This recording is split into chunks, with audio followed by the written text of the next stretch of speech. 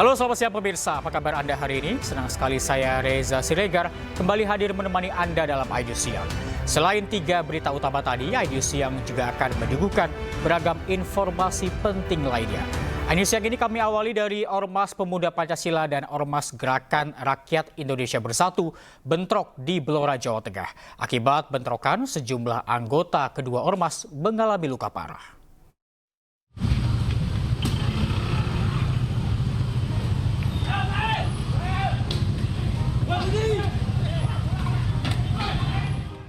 Bentrok antara ormas terjadi di Blora, Jawa Tengah, antara Ormas Pemuda Pancasila dengan Ormas Gerakan Rakyat Indonesia Bersatu atau GRIP. Selain itu, sejumlah kendaraan baik roda 4 dan roda 2 milik Ormas Pemuda Pancasila hancur dirusak massa. Bentrok kedua ormas ini diduga dipicu aksi Ormas Pemuda Pancasila yang menggeruduk markas Ormas GRIP. Sindan ini dari Kunduran untuk anggota GRIP diserang sama anggota PP. Akibat aksi tersebut, anggota kedua kubu memanas hingga mengakibatkan bentrokan di sejumlah lokasi. Bentrokan juga membuat sejumlah anggota kedua ormas mengalami luka parah hingga harus dilarikan ke rumah sakit. Pasukan TNI dari Batalion 410 Alugoro dan polisi menghalau pemuda Pancasila serta menangkap oknum yang mengejar GRIP. Peristiwa tersebut sempat membuat macet arus lalu lintas di jalan tersebut. Akibat kericuhan, aparat TNI Polri yang mengamankan situasi yang akhirnya pasukan Orange tersebut bubar. Dari Blora, Jawa Tengah, Heri Purnomo, iNews melaporkan. Puluhan pasukan Ormas Pemuda Pancasila di Blora, Jawa Tengah mendatangi markas Ormas GRIP. Ormas Pemuda Pancasila ini tidak ingin ada Ormas GRIP yang dipimpin Hercules di Blora. Tidak hanya di Blora, pemirsa, bentrok kedua ormas juga terjadi di Bandung, Jawa Barat.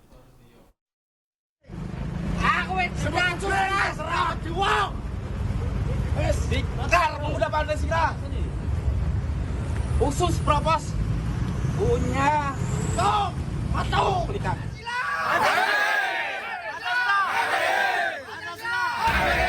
Puluhan pasukan Ormas Pemuda Pancasila di Blora, Jawa Tengah mendatangi markas Ormas GRIP di Desa Sendang Mulyo, Kecamatan Ngawen. Ketua DPC PP Blora Munaji menyampaikan tidak ingin ada Ormas GRIP di Blora karena tidak memiliki legalitas di Blora.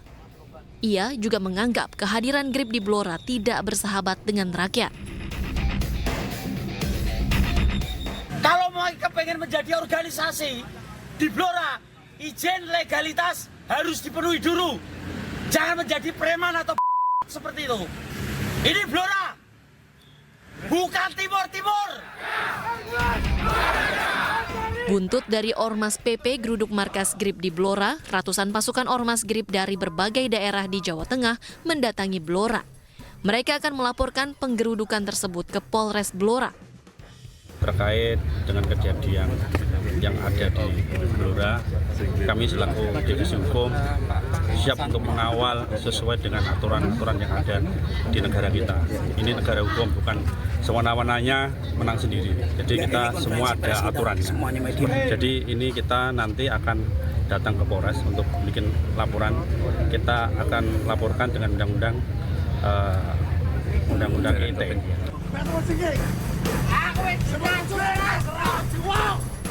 GRIP melaporkan oknum Ketua DPC PP Blora ke Polres Blora atas dugaan pelanggaran Undang-Undang ITE tentang pencemaran nama baik dan ujaran kebencian. Ormas bentukan Hercules ini tidak terima dengan ucapan Ketua DPC PP Blora yang telah menolak kehadiran GRIP di Blora. Dari Blora, Jawa Tengah, Heri Purnomo, iNews melaporkan.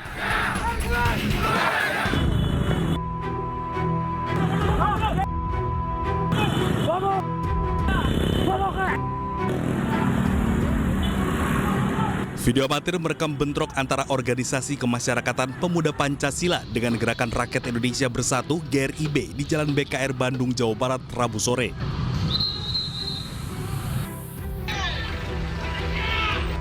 Akibat bentrokan ini, sejumlah kendaraan roda 4 yang diparkir di depan markas PP Jabar hancur. Kapolsek Regol, Kompol Heri Suryadi, mengatakan belum mengetahui motif bentrokan antar dua ormas ini. kelompok ormas. Namun demikian saat ini kita sudah terkendali kondusif, di mana kami Polsek Legok berikut Koramil Rego Lengkong mendapat BKO dari Polrestabes mengamankan situasi. Meski sudah berangsur normal, petugas tetap disiagakan di lokasi kejadian. Hal tersebut dilakukan untuk mengantisipasi bentrokan susulan. Dari Bandung, Jawa Barat, Jupita Meilana, iNews melaporkan. Kericuhan mewarnai penggusuran lahan sengketa di Demak, Jawa Tengah. Keluarga nyaris bentrok dengan petugas saat berusaha menghalangi penggusuran.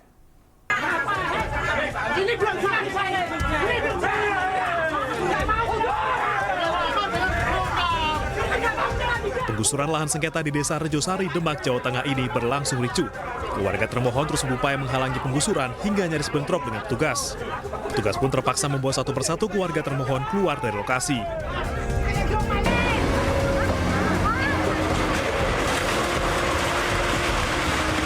Satu jam berselang, penggusuran berhasil dilakukan. 3 rumah yang menempati lahan sengketa seluas 796 meter persegi dirobohkan. Penggusuran dilakukan atas keputusan Pengadilan Perdata Mahkamah Agung yang memenangkan pihak pemohon. Penolakan dari waris-waris, dari ahli waris Pak semua. Emang nggak setuju. Oh gitu. Ini selanjutnya gimana nanti Mas? Ya ini selanjutnya ya emang pencegahan pembongkaran. Terus kalau bisa ditinjau ulang masalah yang dahulu Pak. Jadi tahapannya sudah selesai semua. Tinggal eksekusi ini Pak. Ya jadi tahapannya sudah selesai semua.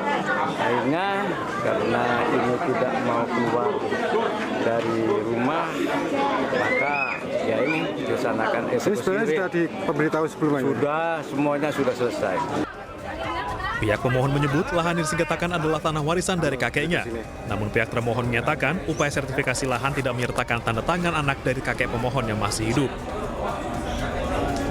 Dari Demak, Jawa Tengah, Sukma Wijaya, iNews melaporkan.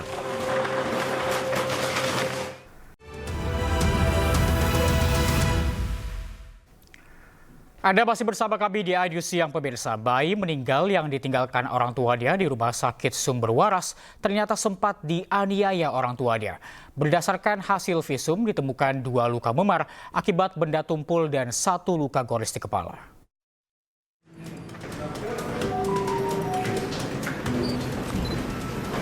HS dan BU, orang tua bayi berusia 5 bulan yang ditelantarkan usai meninggal dunia di Rumah Sakit Sumber Waras pada akhir Desember lalu, berhasil ditangkap tim unit reskrim Polsek Grogol, Petamburan. Berdasarkan hasil pemeriksaan dan diperkuat hasil visum rumah sakit terungkap, sebelum dibawa ke rumah sakit, korban sempat dianiaya ayahnya hingga mengalami luka lebam di bagian pelipis, kening, dan bagian belakang kepala. Penganiayaan dilakukan lantaran korban menangis yang tak kunjung berhenti. Pihak Rumah Sakit Sumber Waras tempat ingin membantu orang tua korban dalam pengurusan BPJS. Namun kedua pelaku lebih memilih meninggalkan buah hatinya yang sudah meninggal di rumah sakit. Pada saat tersangka sampai di rumah melihat korban menangis terus, tersangka minum korban guna menenangkan korban.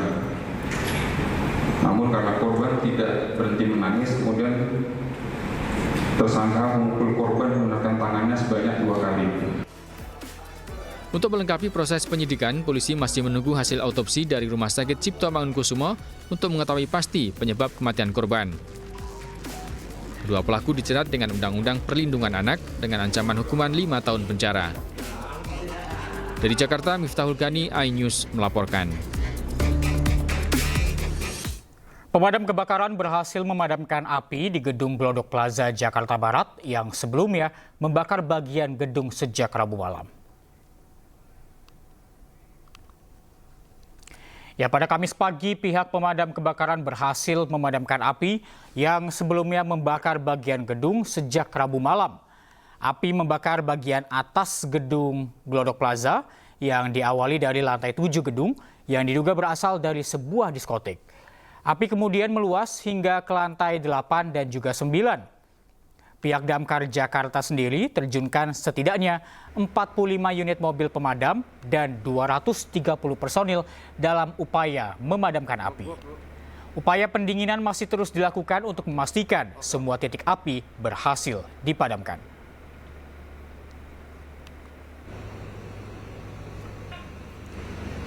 Sementara itu, 1 orang dilaporkan hilang saat kebakaran. Pihak damkar telah menyiapkan 2 tim rescue beranggotakan 8 orang per tim guna mencari korban di mana sekeluarganya sudah memberikan laporan. Korban hilang merupakan seorang kasir diskotik yang menjadi lokasi awal kebakaran. Sebelumnya damkar telah evakuasi 9 orang yang sempat terjebak dalam kebakaran.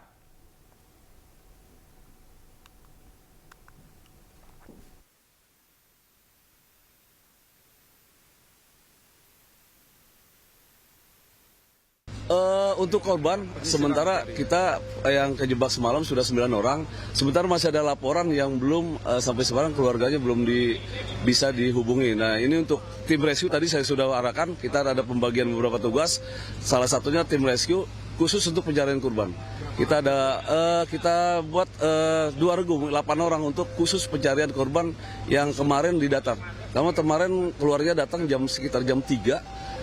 Bahwa melaporkan seorang wanita itu sampai sekarang belum ada, itu kasir di salah satu diskotik yang sampai sekarang belum ada berita. Kita beralih ke informasi lainnya pemirsa. Bareskrim Polisi menyita barang bukti uang senilai 103,2 miliar rupiah dari penetapan tersangka korporasi dalam perkara dugaan tindak pidana pencucian uang judi online. Selain itu, Bareskrim Polri menetapkan 2 tersangka dalam perkara tindak pidana pencucian uang kasus judi online usai menyita salah satu hotel di wilayah Semarang, Jawa Tengah. 2 tersangka ini pemirsa terdiri dari korporasi dan juga perseorangan. PT AJP terbukti telah menampung uang hasil judi online milik FH untuk membangun hotel Arus yang dibangun oleh PT AJP. Terima kasih. Alhamdulillah dari pengungkapan ini, hari ini kami sampaikan bahwa kita sudah menetapkan tersangka. Yang pertama yaitu korporasi, yaitu PT AJP yang berkantor di Hotel Arus juga di Semarang. Kemudian tersangka yang kedua yaitu FH. Dua-duanya sudah cukup bukti, artinya memenuhi 2 alat bukti yang sah untuk kita tingkatkan statusnya menjadi tersangka. Kami sampaikan bahwa penetapan tersangka ini kita lihat bahwa proses penyidikan kita khususnya terkait masalah modus operandi yang dilakukan oleh kedua tersangka khusus untuk PT AJP ini adalah korporasi yang menampung uang dari rekening FH Candisari, Kota Semarang, Jawa Tengah. Kemudian FH sendiri di PT AJP sebagai komisaris.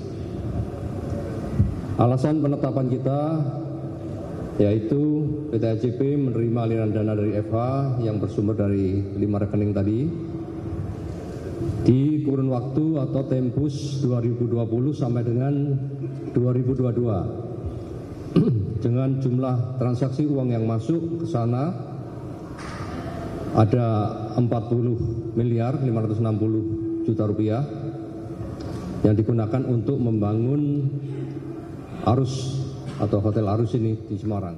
Keluarga pasien di RSUD Maumere, Nusa Tenggara Timur mengamuk ke pihak rumah sakit. Hal ini dikarenakan anggota keluarga mereka meninggal dunia setelah tidak ada dokter anestesi di rumah sakit tersebut.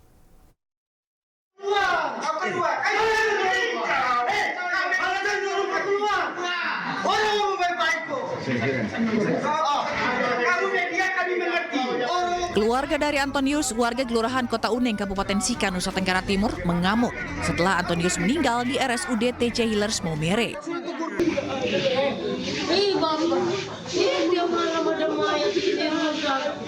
Isak tangis keluarga pun pecah saat jenazah korban dipindahkan dari ruang ICU ke ruang jenazah. Antonius, 54 tahun, meninggal setelah tidak jadi dioperasi akibat ketiadaan dokter anestesi di RSUD tersebut. Korban sebelumnya mengeluh sakit di perut kanan bawah pada Kamis 9 Januari lalu, sehingga keluarga langsung membawanya ke RSUD TC Healers Maumere. Dari pemeriksaan pihak RS, usus Antonio sudah pecah dan infeksi nananya telah menyebar ke organ dalamnya. Namun setelah dirawat inap berhari-hari, tak ada kejelasan kapan dilakukan operasi, sebab tidak ada dokter anestesi di rumah sakit tersebut hingga korban meninggal dunia. Keluarga korban pun melancarkan protes ke rumah sakit. ND atau gelar tukar, tapi mereka tidak menjamin. Mereka tidak menjamin. Alasan suruh dirujuk ke ND ke Laran Tuga itu kenapa? Anestesi tidak ada. Dokter anestesi tidak ada. Ya. Rumah sakit umum Cecahires tidak ada. Tidak ada. Satunya lagi cuti, satunya mengundurkan diri. Mengundurkan diri. Ya, sehingga saya bilang kalau begitu jalan tadi dokter kalau begitu ke ICU. Saya bilang bisa cepat, bisa. Karena mereka lihat ada lambang DPR-nya. Jadi cepat. Jadi berarti ini kalau masyarakat kecil ini pasti mereka lambat ya, Pak? Iya. Pihak keluarga akan melaporkan kepada pimpinan DPRD agar segera dilakukan evaluasi terhadap manajemen RSUD Cecahires Maumere yang dinilai buruk. Namun, pihak rumah sakit sendiri sebelumnya sudah menyarankan agar pasien dirujuk ke Rumah Sakit Laran Tuka atau Rumah Sakit ND. Dari Sika NTT, Joni Nura, iNews melaporkan.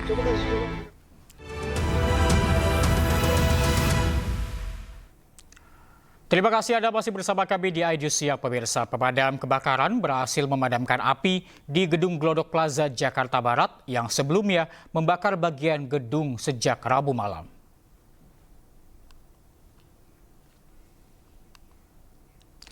Pada Kamis pagi, pihak pemadam kebakaran berhasil memadamkan api yang sebelumnya membakar bagian gedung sejak Rabu malam. Api membakar bagian atas gedung Glodok Plaza yang diawali dari lantai 7 gedung yang diduga berasal dari sebuah diskotik. Api kemudian meluas hingga ke lantai 8 dan juga 9. Pihak Damkar Jakarta sendiri menerjunkan setidaknya 45 unit mobil pemadam dan 230 personil dalam upaya memadamkan api. Upaya pendinginan masih terus dilakukan untuk memastikan semua titik api berhasil dipadamkan.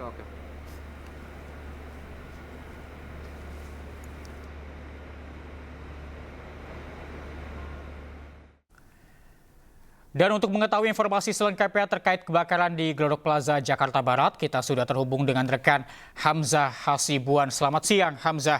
Apakah seluruh area di Glodok Plaza ini sudah berhasil padam? Ya, selamat siang Reza dan juga pemirsa. Saat ini dapat kami laporkan bahwa kebakaran yang terjadi di Glodok Plaza, tepatnya di lantai 7 hingga 9 gedung Glodok Plaza ini sudah memasuki proses pendinginan oleh pemadam kebakaran Provinsi Jakarta. Menurut pantauan kami sejak pukul 5.30 waktu Indonesia Barat pagi tadi, di mana api masih berkobar, saat ini pihak pemadam kebakaran sudah berhasil memadamkan api, namun proses pendinginan ini masih terus dilakukan. Bisa dilihat juga bahwa di belakang saya ini asap masih terus mengepul dan masih keluar dari salah satu gedung yang merupakan bagian dari gedung Glodok Plaza yang juga banyak dilingkupi oleh material kaca. Material kaca ini juga mudah rapuh dan juga mudah terbakar, sehingga hal ini juga yang menyulitkan pihak pemadam kebakaran untuk memadamkan api dan untuk langsung masuk ke dalam gedung.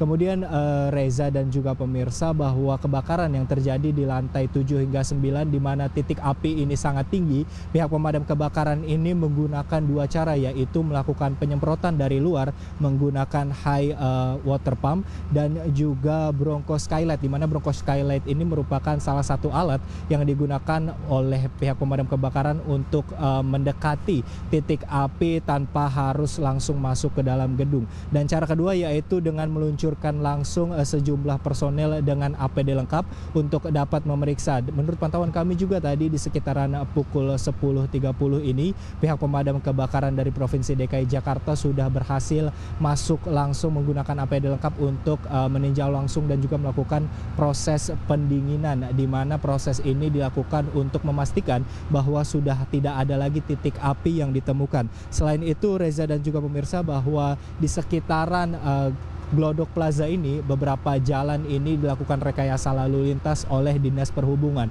yaitu ada 2 ruas jalan yang ditutup hingga siang ini. Yang pertama Jalan Pinang Siaraya dan yang kedua adalah Jalan Mangga Besar 1. Kemudian himbauan juga disampaikan kepada masyarakat untuk tidak meramaikan dan langsung datang ke TKP kebakaran. Hal ini dikarenakan pihak dari pemadam kebakaran masih terus mencoba memadamkan api dan melakukan proses pendinginan. Kemudian juga dari material seperti kaca dan juga besi ini mudah rapuh dan juga mudah jatuh, di mana dari lantai 7 hingga 9 ini dapat menimpa orang maupun barang yang ada di bawah, sehingga masyarakat dihimbau untuk tidak langsung datang ke TKP kebakaran. Sementara itu, Reza. Ya, Hamzah, kami juga mendapatkan informasi bahwa ada 1 korban yang hilang dalam insiden kebakaran ini. Apakah sudah ditemukan? Ya, Reza dan juga pemirsa, terkait dengan salah satu laporan yang masuk ke pihak pemadam kebakaran juga pihak kepolisian yang ada di lokasi, kami masih belum mendapatkan informasi pasti apakah korban yang tidak bisa dihubungi. Jadi ada pihak yang datang langsung ke pihak pemadam kebakaran yang diduga korban ini merupakan salah satu kasir yang bekerja di Glodok Plaza. Namun hingga saat ini kami belum mendapatkan informasi pasti terkait apakah korban yang dilaporkan ini merupakan salah satu korban yang terjebak di dalam gedung Glodok Plaza, karena sebelumnya pada Rabu malam kemarin ini terdapat 9 orang yang diduga terjebak di dalam gedung Glodok Plaza. Namun pihak Damkar dan juga PMI ini sudah berhasil mengevakuasi ke-9 korban yang terjebak menggunakan skylift dan juga saat ini sudah dipulangkan ke rumahnya masing-masing. Sementara itu, Reza. Baik, terima kasih Hamzah Sibuan melaporkan langsung dari Glodok Plaza, Jakarta Barat. Selamat siang, tetap berhati-hati, selamat bertugas kembali. Dan pemirsa, kita beralih ke informasi berikutnya. Aparat Polsek Kebayoran Baru, Jakarta Selatan mengungkap praktik prostitusi online yang memperdagangkan anak di bawah umur. Para korban ditawarkan kepada pria hidung belang dengan tarif Rp250.000 hingga Rp1,5 juta. Gimana? Terus aja dong. Jangan terus. Empat pria diamankan anggota polisi Polsek Metro Kebayoran Baru, Jakarta Selatan karena memperdagangkan remaja di bawah umur kepada pria hidung belang. 2 pelaku berinisial RA dan MERC berperan sebagai admin yang menawarkan korban di aplikasi online. Sementara 2 pelaku lain, MR dan R, berperan sebagai pengantar saat bertemu dengan pelanggan. Dari 2 wanita yang menjadi korban, salah satunya masih berusia 17 tahun. Mereka ditawarkan kepada pria hidung belang dengan tarif Rp250 hingga Rp1,5 juta. Berusia 17 tahun dan MAL berusia 19 tahun. Barang bukti yang sudah kita amankan yaitu uang tunai sebesar Rp1.050.000 dan 4 unit handphone serta print-out rekening koran. Untuk mempertanggungjawabkan perbuatan keempat pelaku ini dijerat pasal perdagangan orang dengan ancaman pidana di atas 5 tahun penjara. Dari Jakarta, Helmi Sajangbati, iNews melaporkan. Warga bersama aparat kepolisian mendatangi sebuah pondok pesantren di kawasan Pondok Kelapa, Durensawit, Jakarta Timur. Pemilik pesantren diduga telah mencabuli sejumlah santrinya.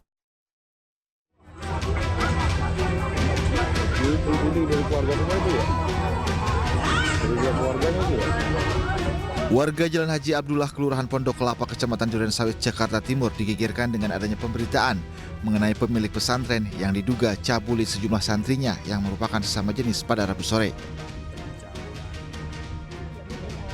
Mengetahui laporan tersebut, warga beserta pihak kepolisian langsung mendatangi lokasi dan menangkap terduga pelaku yang merupakan pemilik pondok pesantren sekaligus guru di sekolah tersebut. Tak hanya itu, sejumlah santri yang diduga menjadi korban juga turut ditangkap oleh polisi dan dibawa ke Mapolres Metro Jakarta Timur untuk dilakukan penyelidikan lebih lanjut. Menurut keterangan warga, aksi pencabulan ini diketahui karena adanya laporan dari para korban hingga diketahui oleh warga. Selain itu, terduga pelaku diduga telah mencabuli santrinya sejak tahun 2021. Dilakuin dari tahun 2021, 2024, berarti kan cukup lama. Dari 4 korban itu? Iya. Abang berarti yang nangkap tadi? Iya, kalau saya sih datang ke sini memang ya pelaku ya diamanin di mobil.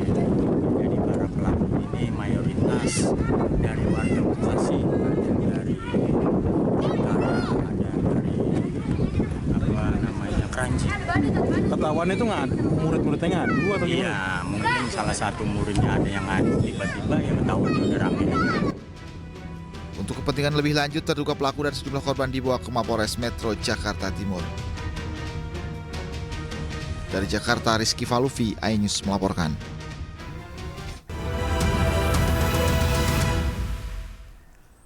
Terima kasih Anda masih bersama kami di iNews Siang. Pemirsa, hari ini Pengadilan Negeri Mataram menggelar sidang perdana kasus IWAS alias Agus Difabel tersangka kasus pelecehan seksual terhadap mahasiswi di Mataram, Nusa Tenggara Barat. Sidang dimulai pada pukul 9 waktu Indonesia Tengah dan dilaksanakan secara tertutup. Agenda sidang perdana ini adalah pembacaan dakwaan oleh jaksa penuntut umum. Agus sebelumnya resmi ditahan setelah berkas perkaranya dinyatakan lengkap atau P21 oleh Kejari Mataram. Ia ditahan selama 20 hari ke depan di Lembaga Pemasyarakatan atau Lapas Kelas 2A Kuripan, Lombok Barat.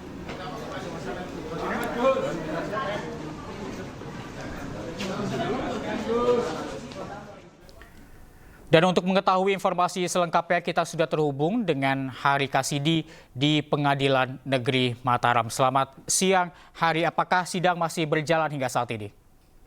Siang, Reza. Jadi dapat saya informasikan bahwa sidang tertutup perkara IWS alias Agus Difabel tadi sudah berjalan sejak pukul 9.30 waktu Indonesia Tengah dan berakhir 1 jam ke depan, artinya sidang lebih molor setengah jam dari jadwal yang telah diagendakan pihak Pengadilan Negeri Mataram. Gitu. Baik, Hari, apakah Anda mendapatkan informasi mengapa sidang dilaksanakan secara tertutup? Ya, tadi sebelum agenda sidang dimulai, kita sudah disambut oleh bagian Humas Pengadilan Negeri Mataram, Bapak Tripti Margono. Beliau menjelaskan bahwa karena ini sidang kasus Kutila, maka dilaksanakan secara tertutup begitu, Rekan Reza. Baik, kemudian apa agenda sidang pada hari ini, Hari? Agenda sidang pada hari ini, setelah tadi agenda sidang berakhir, sempat saya wawancarai salah satu tim jaksa penuntut umum yang berjumlah 6 orang, menjelaskan bahwa agenda sidang hari ini pembacaan dakwaan terhadap Agus, seperti itu. Baik, apakah kemudian Anda juga sudah mendapatkan informasi kapan kemudian sidang berikutnya akan digelar? Ya, sebelumnya tadi dijelaskan juga Agus dipidanakan, terbukti melakukan tindakan asusila dan terancam 12 tahun lebih penjara, dan agenda sidang lanjutan akan dilaksanakan Kamis pekan depan dengan agenda menghadirkan dan mendengarkan keterangan saksi-saksi. Seperti itu. Baik, Hari, dan apakah saat ini setelah sidang tadi selesai, Agus ini dikembalikan ataupun ditahan kembali di lapas? Sesuai protap yang sudah berlaku, setelah agenda sidang selesai, Agus dibawa kembali tadi dengan menggunakan mobil tahanan milik kejaksaan.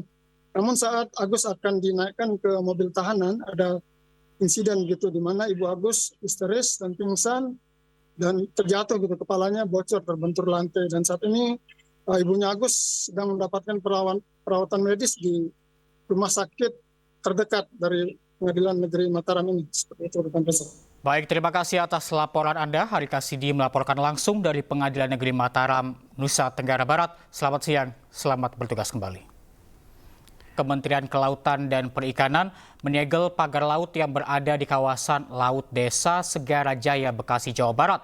Penyegelan dilakukan lantaran pagar laut tidak memiliki izin persetujuan kesesuaian kegiatan pemanfaatan ruang laut atau PKK-PRL.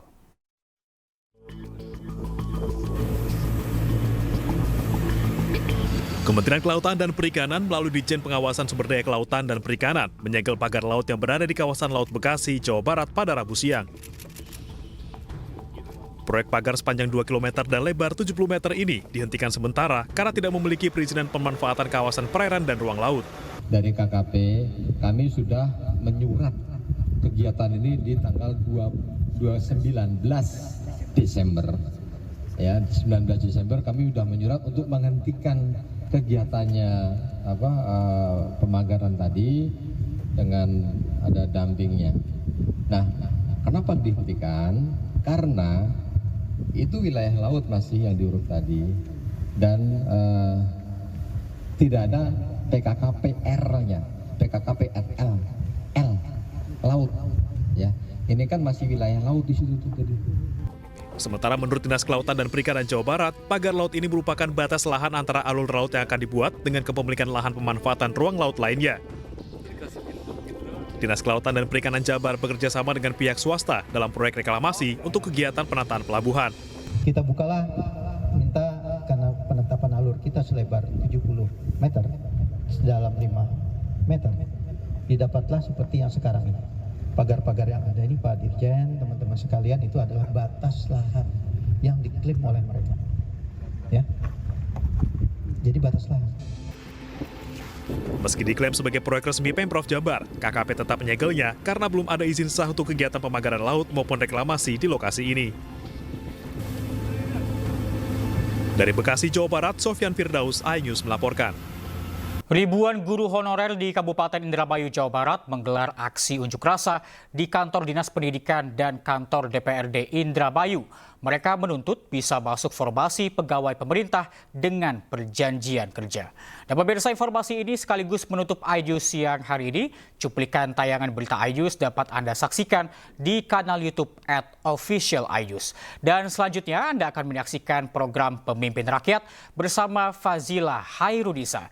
Saya Reza Siregar pamit undur diri. Terima kasih. Sampai jumpa.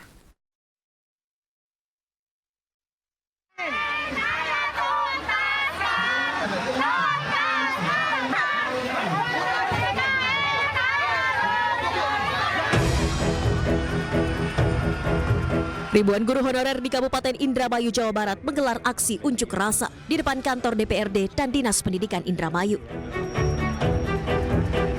Sambil membawa atribut berupa spanduk dan poster, massa menuntut agar diangkat menjadi pegawai pemerintah dengan perjanjian kerja. Massa berharap pemerintah setempat mengabulkan tuntutan tersebut demi kesejahteraan guru honorer yang telah bekerja bertahun-tahun, namun tak kunjung mendapat kejelasan status. Aksi unjuk rasa yang dilakukan di ruas jalan menyebabkan arus lalu lintas di Jalan Jenderal Sudirman tersendat. Dan ternyata kami tidak ada kepastian. Kami hanya minta kepastian kepada pemangku kebijakan. Kami dituntaskan di anggaran 2025 ini tanpa terkecuali. Kalau berbicara anggaran tidak ada, kenapa DAU yang lain bisa dialihkan ke yang lain? Tidak dialihkan kepada kami. Setelah hampir 1 jam berorasi, Kepala Dinas Pendidikan dan Kebudayaan Kabupaten Indramayu menemui peserta aksi dan berjanji akan membahas tuntutan mereka di dalam rapat. Insya Allah nanti terkait dengan apa yang disampaikan, kami akan paparkan nanti pada saat di Dewan, karena ini sudah agenda kami. Sementara itu saja. Jika tuntutan tidak dipenuhi, ribuan guru honorer mengancam akan menggelar aksi unjuk rasa yang lebih besar. Dari Indramayu, Jawa Barat, Toy Iskandar, iNews melaporkan.